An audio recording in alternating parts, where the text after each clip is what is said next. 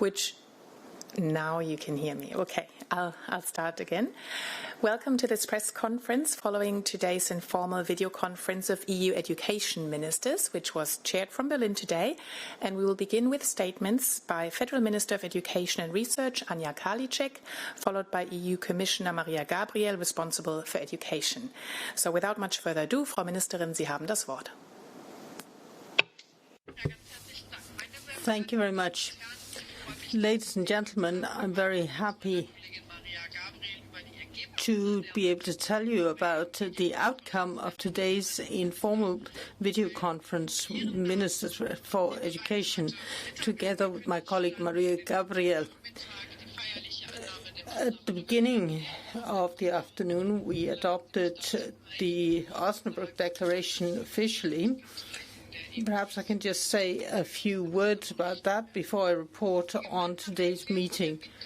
The joint declaration of the Member States, the European Commission, and together with the Commission and the Council resolution on vocational training gives a coordinate system for education in Europe. Over the next years, this will have a significant impact on education in Europe, and thus we will be able to give a shot in the arm to vocational training throughout Europe. And it's very important because vocational training, which is in line with the needs, is essential for jobs for the future and also for the recovery of Europe after the COVID-19 epidemic. It's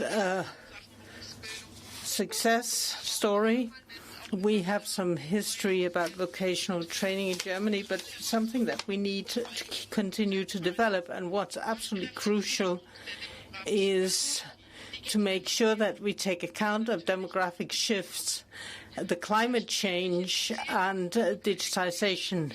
And all of that is mirrored in the Osnabrück Declaration.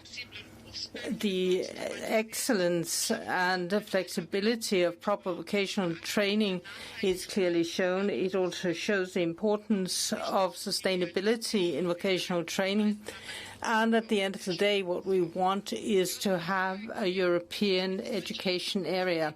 The Osnabrück Declaration is a joint initiative. The Member States, the accession candidates, and together with the Commission, have agreed on certain objectives to achieve the goals in line with the Council presidency motto, "Together we make Europe strong." So again, thank you very much to all the partners for cooperation, because vocational training only works if all the people involved work together to the best of their ability. I'm very happy that the umbrella organizations of the providers of education and of school pupils support the Osnabrück resolution. And let me just add to that, I want to tell you about the state of play on some initiatives that I told the colleagues about today together with Maria Gabriel.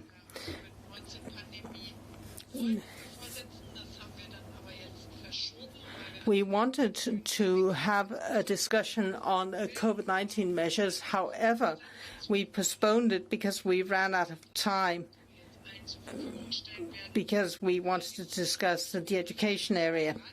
But I'm very happy that with the declaration on vocational training and on the conclusions on digital education, we were able to adopt two initiatives which are absolutely essential, because this is something that we've seen in the COVID-19 pandemic. Over and above this, it is our objective to start Erasmus Plus by the 1st of January 2020. And the other steps that we need to take in order to do that will be taken under the German presidency. We're convinced about the potential of this new program. It's very much focused on the future and has an emphasis on integration. through virtual learning, we can involve more people, but physical mobility is nevertheless absolutely central to this in the context of personal development. It was essential to make a signal here with Erasmus Plus in the context of the MFF. We want dynamic young people in Europe, and we want more dynamic young people to be enthusiastic about Europe.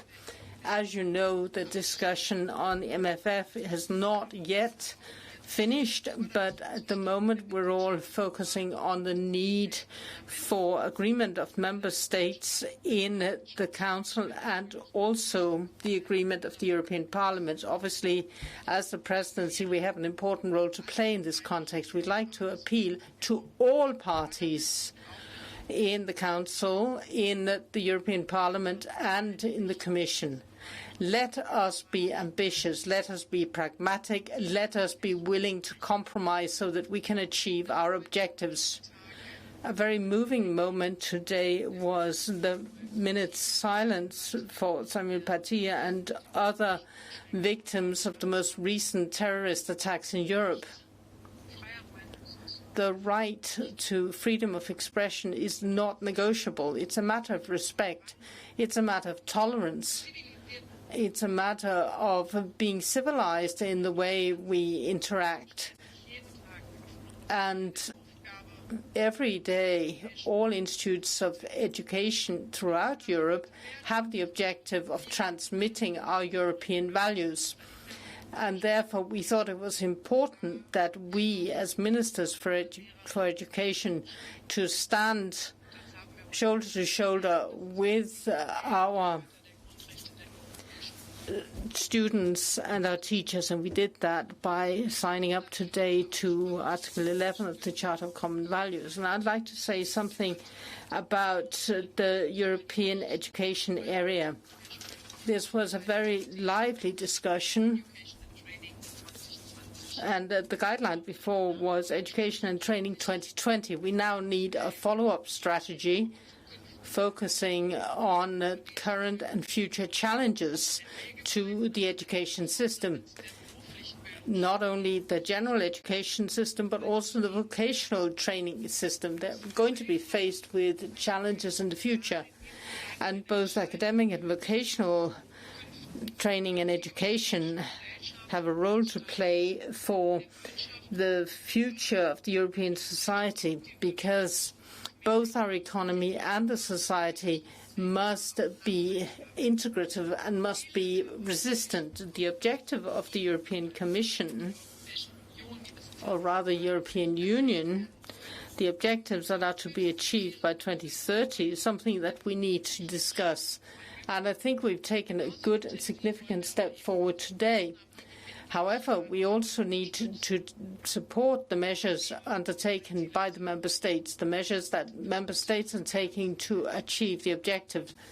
If we're to have good education systems, obviously we need relevant investment, and the recovery plan and the Erasmus Plus initiative will be very important in this context. I'm glad to see that the development towards a European education area will continue under the Portuguese presidency. We concluded our meeting today with a presentation on the future Portuguese presidency.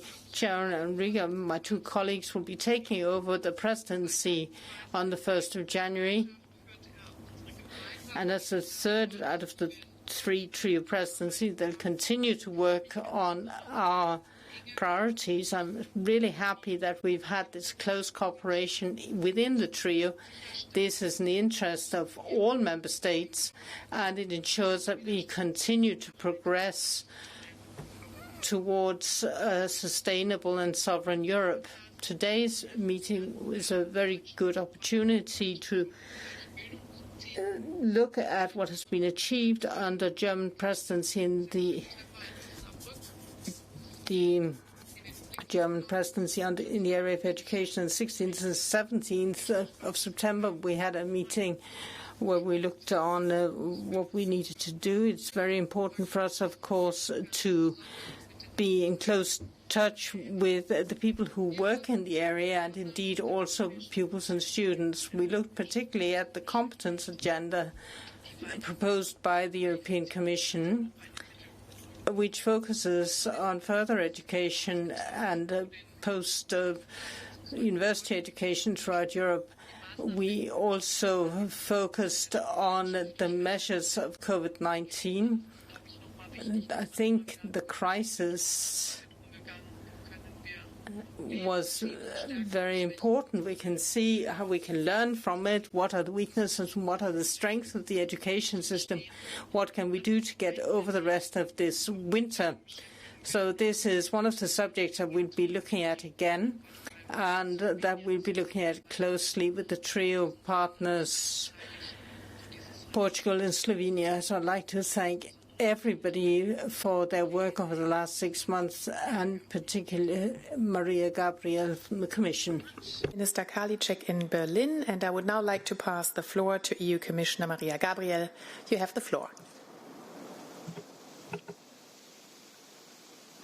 Merci beaucoup, Madame le Ministre. Thank you very much. I would just like to say something about the discussion today. I would like to thank you for having opened our session with a very strong message of solidarity to the victims of the attacks, including Mr. Paty. We talked about the importance of the freedom of thought, and education is a key element in this process for our young people, and they will be building a more resilient democratic society.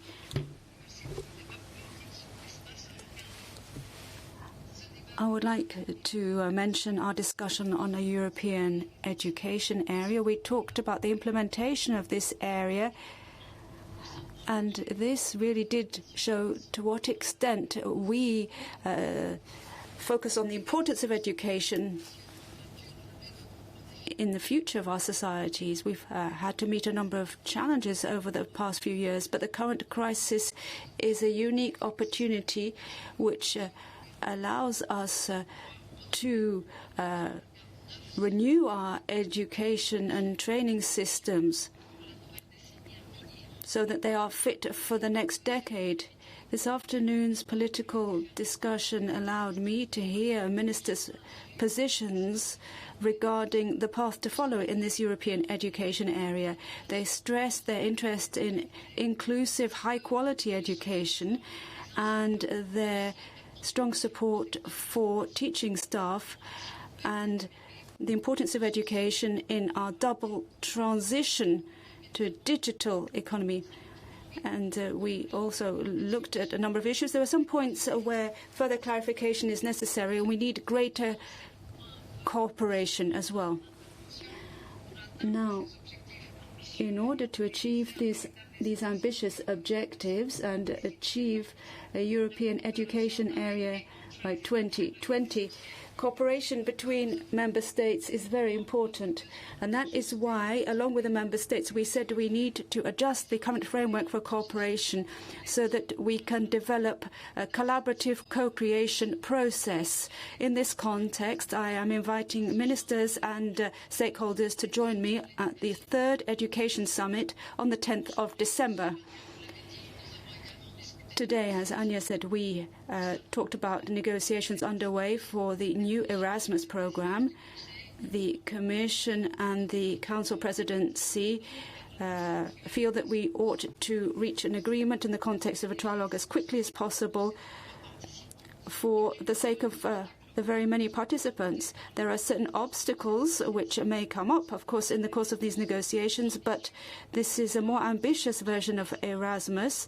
The budget will be practically doubled, and it's a key element in helping us recover after the COVID crisis. Finally, Presidency information on the Council conclusions regarding digital education. This was one of the items on our agenda.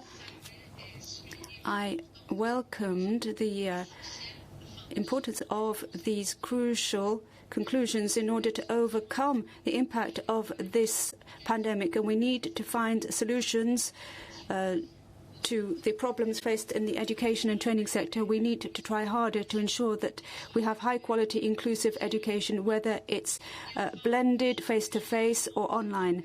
And finally, I am very pleased to be working with the future Portuguese presidency, and we've heard about their innovative measures which they are proposing to help us make progress in the context of the European education area, and they have also outlined their approach for the next 6 months. And finally, I would very much like to thank the German presidency for all the work done, for the excellent cooperation we have enjoyed. Thank you very much, Anja, for our very constructive and positive discussions, and you have always focused on European values, and as we know, education is one of the key instruments here, and I would just like to congratulate your teams in Brussels and Berlin, and we are here with you right up until the end of your presidency.